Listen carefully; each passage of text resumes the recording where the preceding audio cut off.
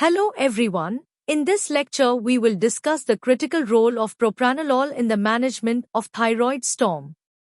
Thyroid storm is a life-threatening endocrine emergency, and rapid pharmacological intervention is essential to reduce mortality.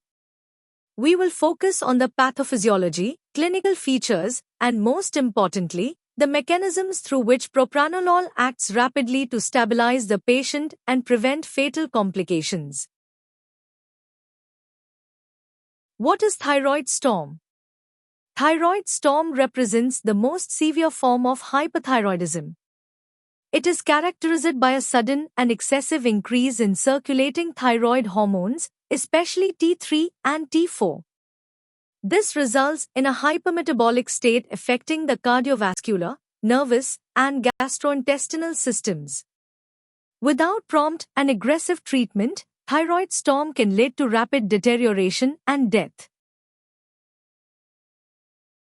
Clinical features. Patients with thyroid storm present with high-grade fever, often above 40 degrees Celsius, along with severe tachycardia and possible arrhythmias such as atrial fibrillation. Central nervous system manifestations include agitation, confusion, delirium, and even coma. Gastrointestinal symptoms such as vomiting and diarrhea lead to dehydration. These features reflect the severe systemic impact of excessive thyroid hormones. Pathophysiology. The pathophysiology involves increased levels of T3 and T4, which elevate the basal metabolic rate. These hormones also increase the number and sensitivity of beta-adrenergic receptors, amplifying the effects of catecholamines like adrenaline. This results in excessive sympathetic activity, causing tachycardia, hypertension, and increased cardiac workload, ultimately leading to a hyperdynamic and unstable state. Cause of mortality. The leading cause of mortality in thyroid storm is cardiovascular collapse. Persistent tachycardia and arrhythmias such as atrial fibrillation increase cardiac workload and may lead to heart failure. If untreated, this progresses to hypertension, shock, and ultimately multi-organ failure. Role of propranolol. Propranolol is a non-selective beta blocker that blocks both beta-1 receptors in the heart and beta-2 receptors in peripheral tissues. It acts rapidly and is considered first-line therapy for controlling the life-threatening symptoms of thyroid storm, especially cardiovascular complications. Mechanism 1. Cardiac protection. By blocking beta-1 receptors, propranolol reduces heart rate and cardiac output. This decreases myocardial oxygen demand and stabilizes the heart. It helps prevent dangerous arrhythmias and reduces the risk of heart failure, making it a critical life-saving intervention.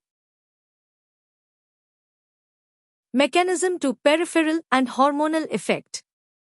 Propranolol also blocks beta-2 receptors, reducing peripheral symptoms like tremors, anxiety, and sweating. Importantly, it inhibits the enzyme 5-deiodinase, which converts T4 into the more active T3. This reduces the levels of active hormone and directly decreases toxicity. This dual action is the key reason propranolol is preferred. Clinical use and combination therapy. Propranolol is administered orally or intravenously depending on severity. It is always used as part of combination therapy. Propylthiouracil reduces hormone synthesis, iodine blocks hormone release, and corticosteroids reduce inflammation and hormone conversion.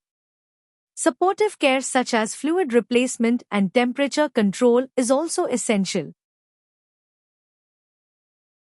Summary.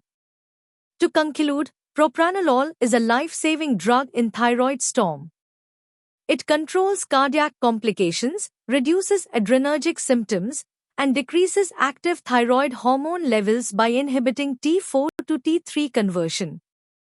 This combination of effects helps prevent cardiovascular collapse.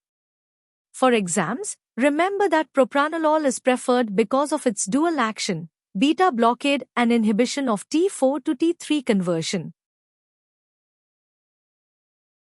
Thank you for watching this lecture. I hope you now clearly understand the critical role of propranolol in thyroid storm and why beta blockers are life-saving in this emergency condition.